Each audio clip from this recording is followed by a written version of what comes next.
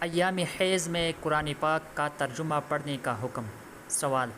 کیا عورت ایام حیض میں قرآن کا ترجمہ پڑھ سکتی ہے؟ جواب: واضح رہے کہ قرآن پاک کے ترجمہ کی دو قسمیں ہیں، ایک تحت اللفظ یعنی لفظی ترجمہ، اور دوسرا مرادی یعنی مفہومی ترجمہ یا بامحاورت ترجمہ۔ قرآن پاک کا ترجمہ اگر بالکل تحت اللفظ یعنی لفظی ہو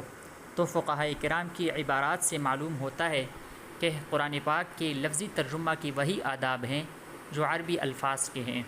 لہٰذا عورت کو ایام حیض میں نہ تو اس لفظی ترجمے کے نسخے کو چھونا چاہیے اور نہ ہی اس کا تلفظ زبان سے ادا کرنا چاہیے،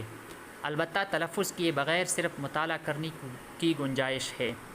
اور اگر ترجمہ لفظی نہیں ہے بلکہ مفہومی یعنی بامحاورت ترجمہ ہے تو پھر عورت کے لیے ایام حیض میں بھی اس کو چھونا، تلفظ کر کے پڑھنا اور مطالعہ کرنا سب جائز ہے۔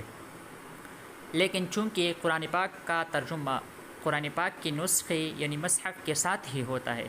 اس لیے اس بات کا خیال رکھنا ضروری ہے کہ ایام حیض میں قرآن پاک کا ترجمہ پڑھتے وقت قرآن پاک پر براہ راست ہاتھ نہ لگے، بلکہ اگر ہاتھ لگانے کی نوبت آئے تو کسی کپڑے وغیرہ سے چھونا چاہیے۔ البتہ اگر ترجمہ کسی ایسی کتاب سے پڑھا جائے جس میں قرآن پاک کی آیات کی ترجمہ کے ساتھ ساتھ آیات کی تفسیر بھی ہو تو اس کا حکم یہ ہے کہ ایسی تفسیر جس میں تفسیر کی مقدار قرآنی آیات سے زیادہ ہو، اس کو بغیر وضو کی چھونا جائز ہے،